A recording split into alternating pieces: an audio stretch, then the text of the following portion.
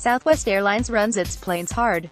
They make many short hops and more trips per day than other U.S. airliners, which adds to wear and tear on parts, including the engines. As the investigation into last week's deadly engine failure continues, Southwest CEO Gary Kelly could face questions about whether the company's low-cost business model, which puts its planes through frequent takeoffs and landings, is putting passengers at risk. Some aviation safety experts said they see no reason for alarm. And, in fact, Southwest's safety record is enviable. Until last week, no passenger had died in an accident during its 47-year history. Still, the Dallas-based airline has paid millions over the past decade to settle safety violations, including fines for flying planes that didn't have required repairs. Twice in the past 9 years, holes have torn open in the roofs of Southwest planes in flight. In another episode in 2016, an engine on a Southwest jet blew apart over Florida because of metal fatigue, or wear and tear, hurling debris that struck the fuselage and tail. No one was hurt. And, last week, one of the engines on Southwest Flight 1380 blew apart at 32,000 feet over Pennsylvania, spraying a Boeing 737 with shrapnel and killing 43-year-old Jennifer Reardon, a mother of two who was blown partway out a broken window. The National Transportation Safety Board said a fan blade that had snapped off the engine was showing signs of metal fatigue. Home, AP graphic compares number of daily flights per aircraft and distance flown of 5 of the largest domestic airlines. Graphic compares number of daily flights per aircraft and distance flown of 5 of the largest domestic airlines. Home, AP, the union representing Southwest mechanics recently accused the company of pressuring maintenance workers to cut corners to keep planes flying. And the Federal Aviation Administration investigated union whistleblower complaints and found mistrust of management so serious that it could hurt safety. In one case, investigators said a worker who should have been praised for finding corrosion on a plane in Dallas was chastised for working beyond the scope of the task he had been assigned. The leader of the Aircraft Mechanics Fraternal Association, Brett Estreich, said Southwest had created a culture of hostility and retaliation. Nevertheless, aviation safety experts and longtime industry watchers said they do not consider Southwest unsafe. They have had a lot of incidents, said John Gaglia, a former NTSB member, but you have to remember that they have a very large fleet, more than 700 Boeing 737s, the largest 737 fleet in the world. Before last week, if Gaglia thought about airlines that might have safety questions, Southwest wasn't even on the radar, he said.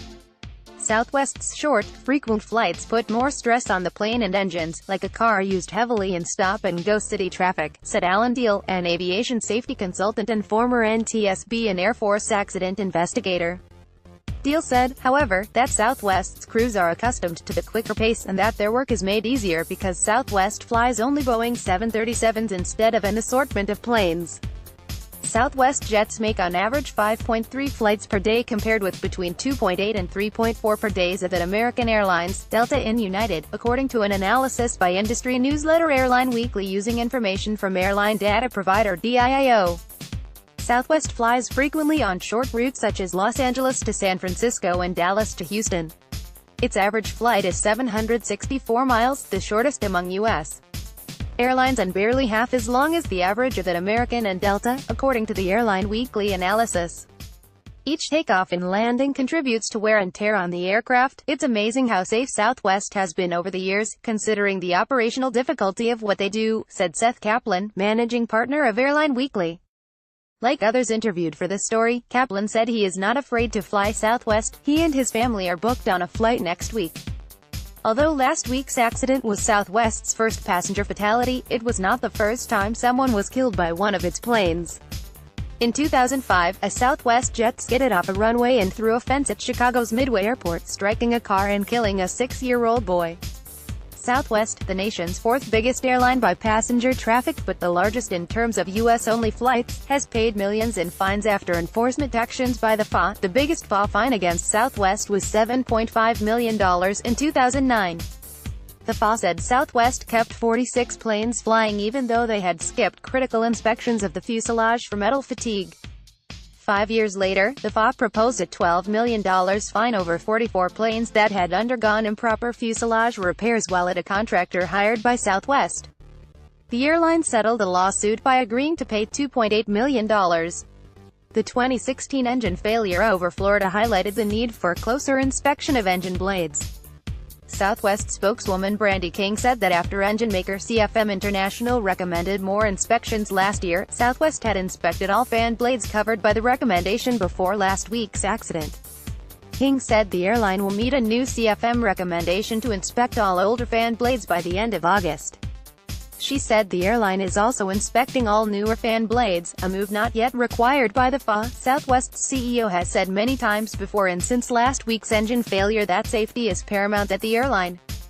Rather than hide from bad news, Kelly spoke to reporters just hours after the accident and promised to do all we can to help Reardon's family. His emotion was very real. It was palpable, said Henry Hartvelt, a travel industry analyst. Mr. Kelly has done a very good job in communicating this to the public and leading the airline. The day after the accident, Southwest sent letters from Kelly to passengers on Flight 1380, saying that the airline would give them each $5,000 to cover any of your immediate financial needs, and a $1,000 travel voucher. Hartvelt said Southwest clearly hoped the letters might discourage lawsuits, but I thought it was a noble gesture. Associated Press writers Deanne Durbin and Tom Krisher in Detroit contributed to this report.